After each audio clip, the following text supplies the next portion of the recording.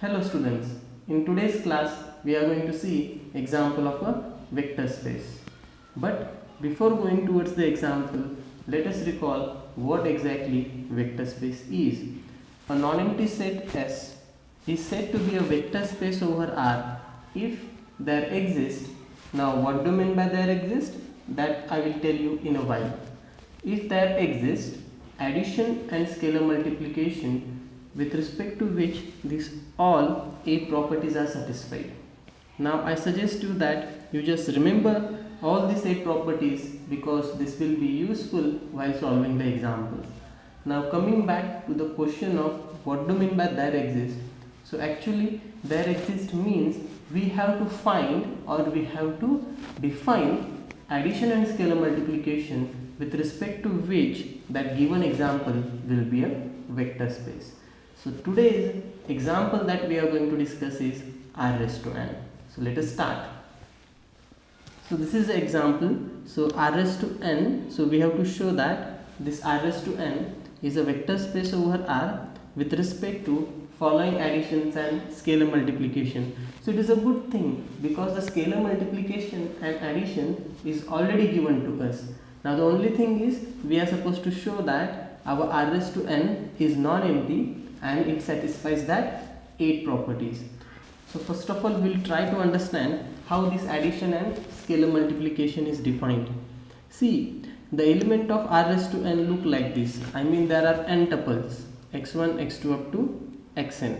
Now this is just the notation. You can also use the other notation like y1, y2 and so on up to yn, or even z1, z2 and so on zn. It's your choice altogether. But here I have taken x1, x2 up to xn and y1, y2 up to yn to represent elements of r raised to n. Now as we know that we need addition. So if you recall, addition is from what? V cross V to V, and scalar multiplication is nothing but what? R cross V to V. So in order to define addition, we will need two elements of the vector space, not vector space because we have to prove it yet. So in order to define addition, we will need two elements of the set V, and we have to define addition in such a way that after adding that two elements, you should get the element of V back. Next, for defining scalar multiplication, we need an element of R and an element of set V, and we have to define a scalar multiplication such that whatever element we will get, it will be an element of V again. So in this case, see how the addition is defined. So x1, x2 up to xn plus y1, y2 up to yn is defined as, it is very obvious definition, right? I mean, let me give you a particular case. If you have two elements of R2, let us say one is 1, 2 and another one is 3, 4, then how you are going to add that element? Obviously component wise. So you will add it as 1 plus 3, that is 4, and 2 plus 4, that is 6. That is how the logical answer is, and that is exactly done here. So you can see the first component over here is x1, here the first component is y1, and we have added that and we have written as x1 plus y1 there, and similar thing is done to rest of the components. Now the question is, how is scalar multiplication defined? So for that we are having an element of R that is required. We have an element of V as well that is taken to be x1, x2 and so on up to xn. Now see how it is defined. Alpha multiplied by this element is equal to, just we have multiplied this alpha to each and every coordinate there, and this is as well very straightforward. So if you are having an element of R2, let us say, and if you want to multiply it by 5, so how you will do it? The natural thing is you will multiply that 5 to each and every coordinate, right? So 5 comma 5 2s are 10. This is how we will do, and that is exactly done here. Now with respect to this addition and scalar multiplication, we have to show that this r raised to n satisfies that 8 properties. But before that, if you recall the definition of vector space, it says that a non-empty set V and then further things are there. So first of all we have to show that r raised to n is non-empty, and thereafter they have said that there exists addition and scalar multiplication, but that part is already given to us, so don't worry about that. So directly we will jump towards what? Proving the properties. But in order to prove the properties, if you recall the definition, whatever that 8 properties are there, we will need 3 elements of the vector space and 2 elements of R. So over here the vector space is r raised to n, so I will take 3 elements of r raised to n, maybe I will call them as x, y, z, and I will take 2 elements of r and I will call them as alpha, beta. So chalo, let us start. So first of all, in order to show r raised to n is non-empty, we have to show that r raised to 1 contains at least one element. In fact, there are a lot of elements in r raised to 1, so let us choose one. You can choose any one, but I will choose the 0 vector, that is nothing but 0, 0 and so on up to 0. So I will say as this 0, 0 and so on 0. Remember that how many zeros are there? Since it is an element of r raised to n, there will be n coordinates, so these are n zeros separated by commas. Belongs to r raised to n, therefore r raised to n is non-empty. Done. Okay. Now addition and scalar multiplication is already defined, so directly I will pick the 3 elements of r raised to n. So I will use the notation as, I will say let x is equal to x1, x2 up to xn, comma y is equal to y1, y2 up to yn, and z is equal to z1, z2 up to zn, belonging to r raised to n be any elements. And let us say we will need elements of r as well, so I will say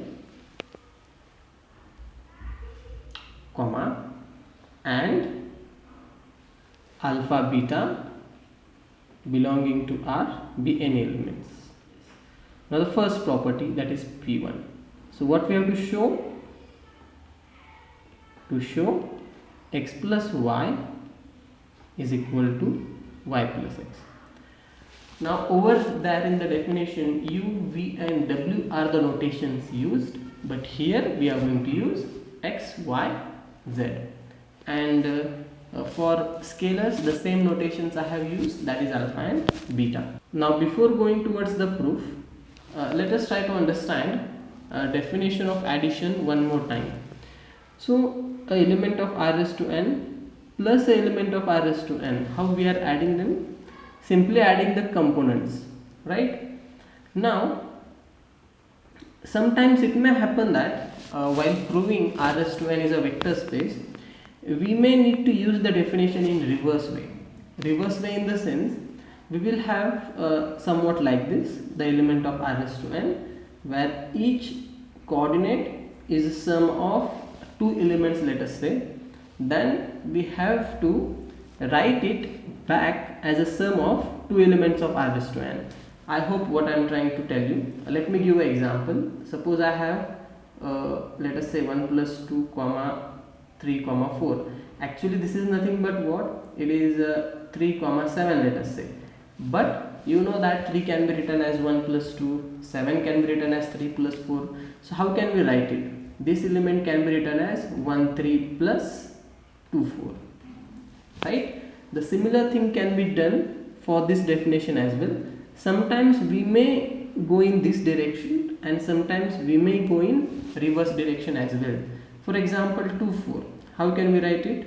We can take that 2 out, which is 1 comma 2, or the other way around, 2 multiplied by 1 comma 2 is 2 comma 4, right? Now the heart of the problem here is understanding this addition and scalar multiplication.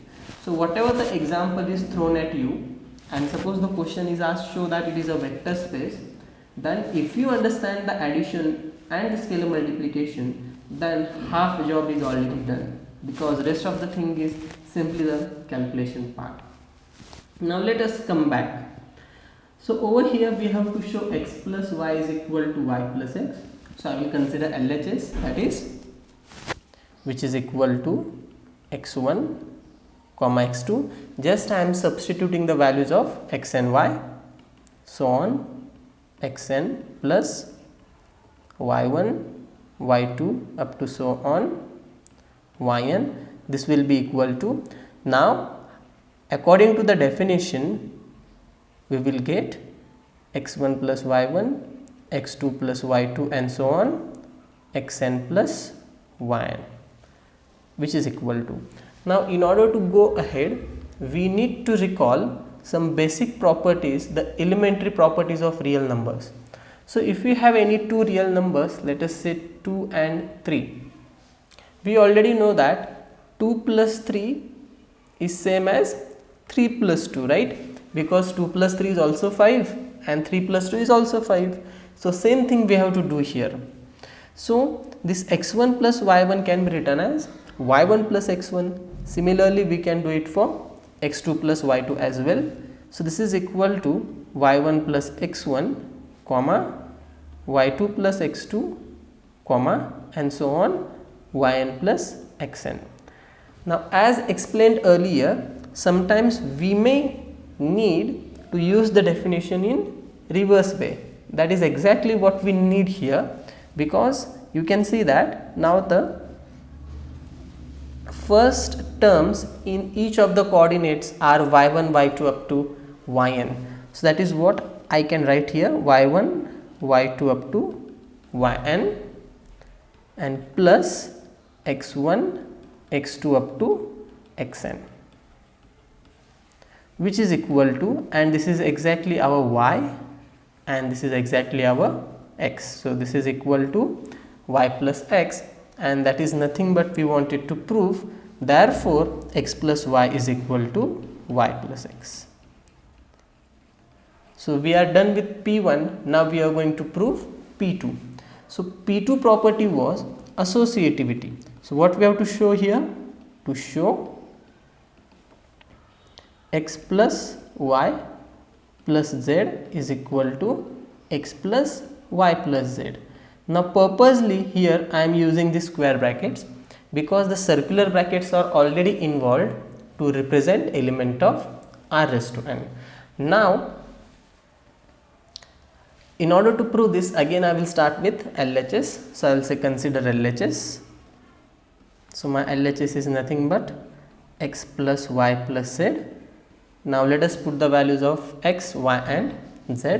So this will be equal to x1, x2, so on xn plus y1, y2 and so on yn, and outside plus z1, z2 and so on zn. So this is equal to, now while proving the associative property, you should note one thing. First of all, you should solve the term where the brackets are there. So right here you can see that brackets are present for x and y. So whatever calculations we will do, first of all we will do for x plus y, and whatever answer we will get, that we will add it in z. So this is equal to, we can write it as, let us say x1 plus y1 comma x2 plus y2 comma, this will be continued xn plus yn, and plus over here we are having z1, z2 and so on zn, that is as it is, which is equal to.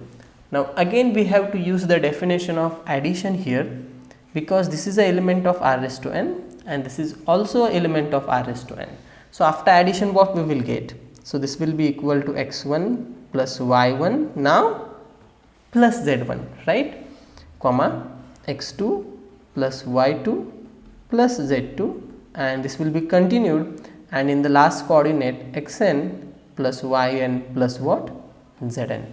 So these are the calculations for left hand side. Similar calculations can be done for right hand side, and that I leave it to you, that is homework. And you will see that both LHS and RHS are same. I will call it as 1. Whatever answer you get, you can call it as 2, and therefore from 1 and 2 what we can say, LHS is equal to RHS. Okay.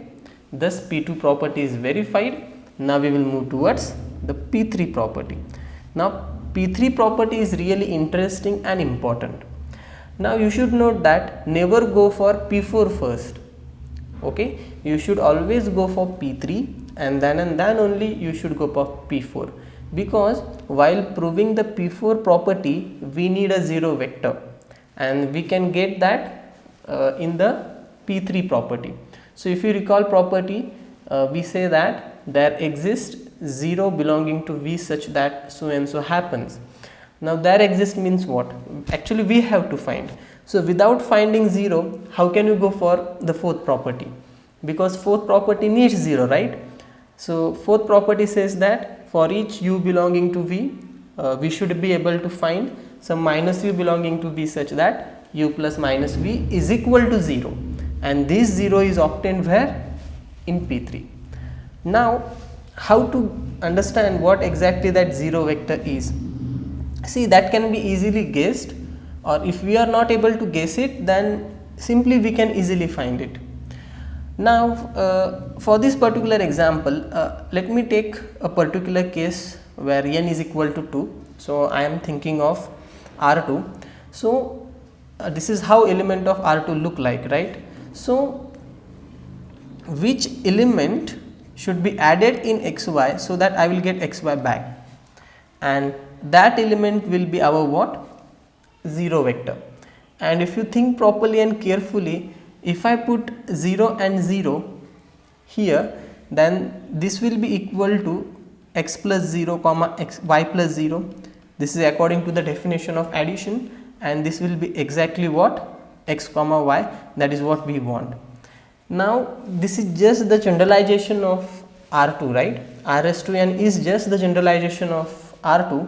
So what will be our 0 vector then? That will be 0 comma 0 up to so on 0 n times, right? So let us write it directly then. So I will say there exist 0 comma 0 and so on comma 0 belonging to R raised to n. Let us give it a name. Okay, 0 bar may be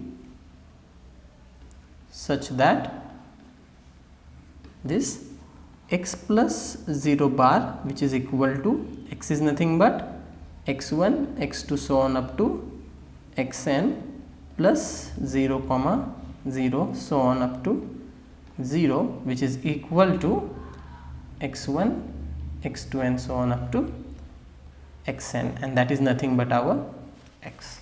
So we have found out the 0 vector in R raised to n. Now we can go for what? P4. Now in P4, if you recall properly, for each u belonging to V, there should exist minus u belonging to V. Again, there exists means we have to find it. Now let us take a particular example once again. Suppose we think of R. So I am taking value of n to be 1. So suppose I have 3. Now the 0 of R is our usual 0. We already know that. So after adding which element to 3, we will get 0. That is a question. Because according to the definition of P4, what it is saying, we should be able to find minus u such that u plus minus u should be equal to our 0, right? And this is our 0 of R. And if I take an example of R2, let us say, and if I put 1 2 over here, so after adding which element in 1 2, I will get a 0 vector back. That is what the property is saying. But my 0 vector in R2 is nothing but 0 comma 0. So can you guess then? Naturally one will tell that here I should write minus 3 and here I should write minus 1 comma minus 2. Now this is true for particular case. So if I write in general like xy is element of R2, so what will be its additive inverse then? You're right, it will be minus x comma minus y. Now the same thing we are going to do here in general for an element of R raised to n. Then let us write it. So I will say here for each x is equal to x1 x2 up to xn, there exist let us give it a notation as minus x only, which is equal to minus x1, minus x2 and so on up to minus xn belonging to, I missed it, for each belonging to r raised to n there exists minus x is equal to this also belonging to r raised to n, such that this x plus minus x is equal to our 0 bar.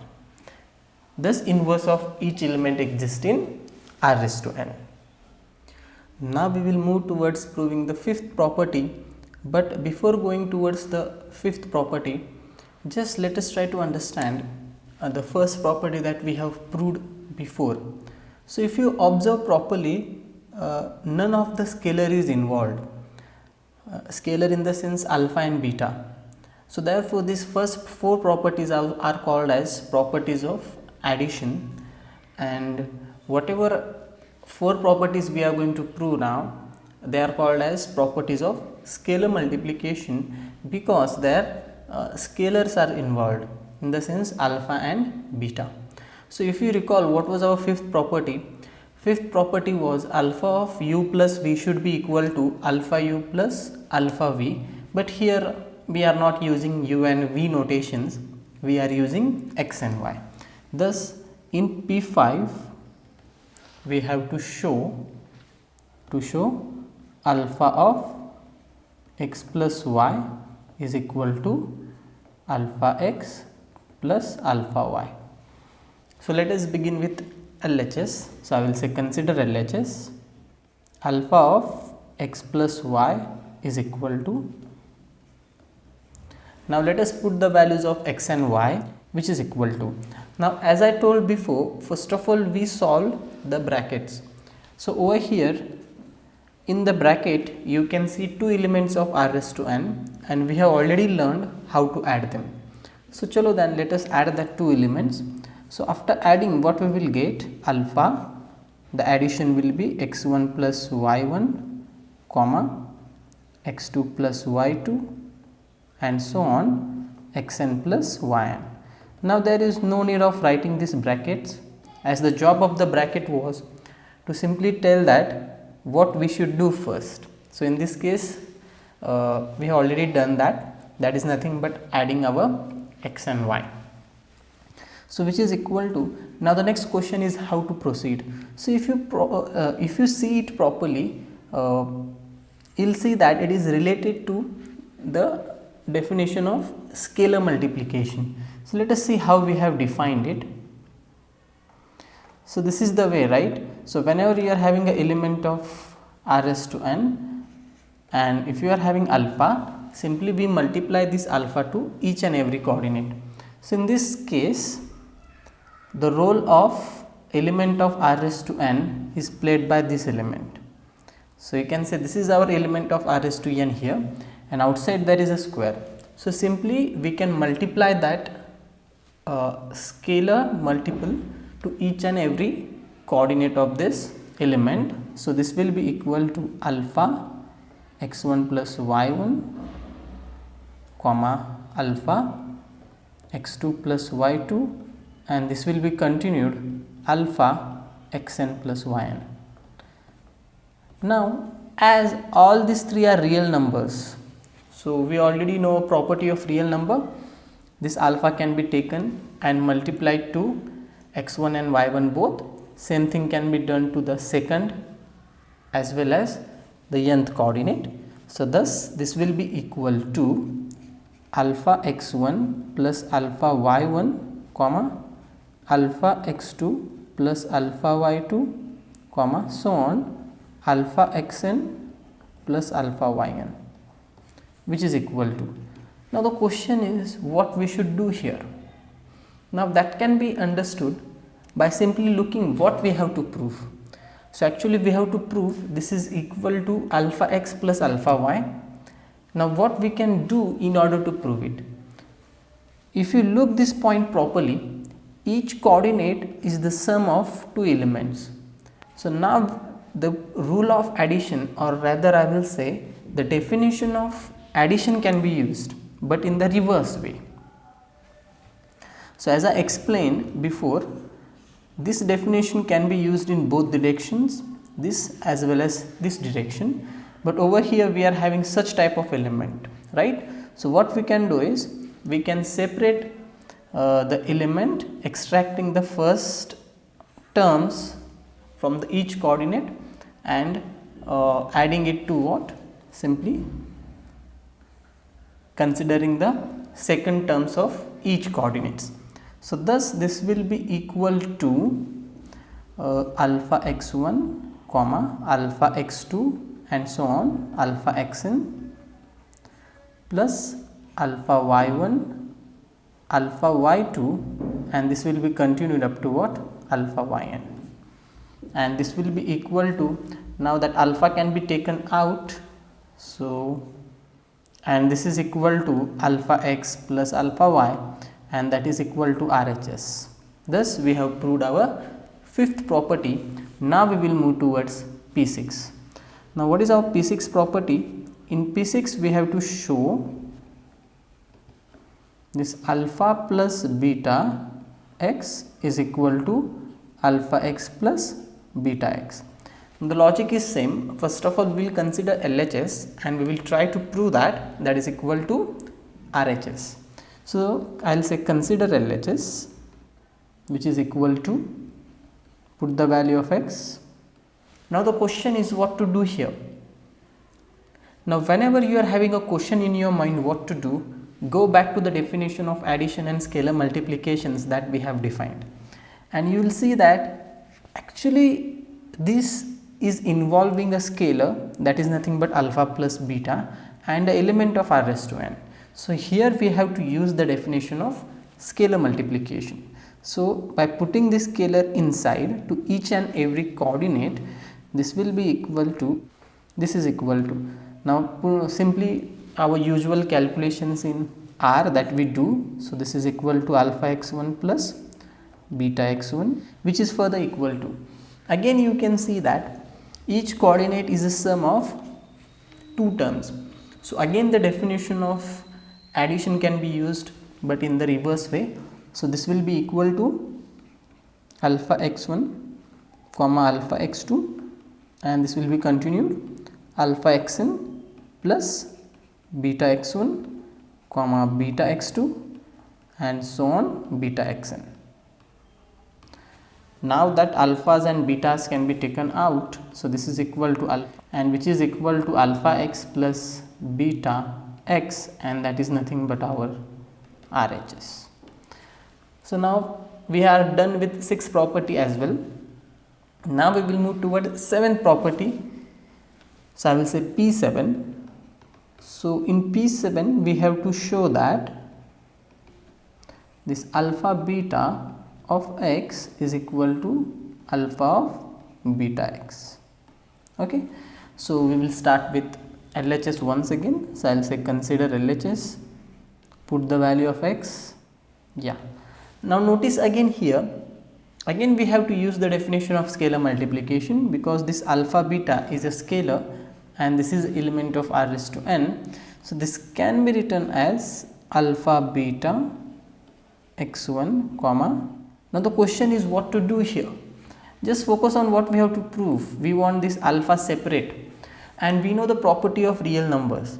I mean, if you are having a multiplication of three real numbers 2, 3, 6, so multiplying 2, 3 first and then taking its multiplication with 6, it's same as multiplying 3, 6 first and taking its multiplication with 2. Am I right? So this property can be used here. So multiplying alpha beta first or multiplying beta x1 first, it is absolutely going to be one and the same thing. So simply I will change the brackets here. So this will be equal to alpha beta x1 comma, which will be equal to, now again you can see that the each coordinate contains alpha, so that can be taken out. Indirectly we are using the definition of scalar multiplication here. So this is equal to alpha inside the bracket beta x1, and this is equal to, now if you see properly, again this beta can be taken out, right? So first of all we have taken alpha out. Let us give a bracket, okay, to this element. If you want, I will write that element as it is. Just I have added one bracket, that's it. And now again the property of in fact the definition of scalar multiplication can be used, and that beta can be pulled out. So this is equal to alpha inside the bracket beta, and here we will have x1 x2 up to xn, and the same thing can be written as alpha beta x, and that is exactly what we wanted to prove, and that is our RHS. Now the last property is left, that is P8. A very lengthy example and it requires lot of time, but believe me, if you understand the definition of addition and scalar multiplication, then this is just a calculation part. So now moving towards last property, that is P8. Over here we have to show 1 dot x is equal to 1. So that's simple actually. So I will consider LHS. So 1 dot x, which is equal to 1 dot, put the value of x, which is x1, x2 and so on, xn. Now again the property of scalar multiplication can be used here, but note that your scalar is 1.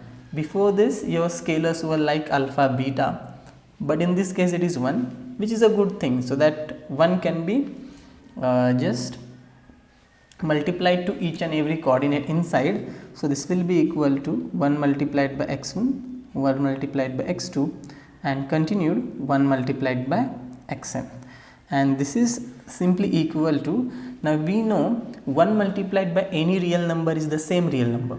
I mean 1 multiplied by 2 is 2, 1 multiplied by half is half. So that can be used. So this is equal to x1, x2 and so on up to xn, and this is nothing but our x, which is RHS. Thus all the 8 properties have been proved. So therefore we can say that this R raised to n is a vector space over R. Therefore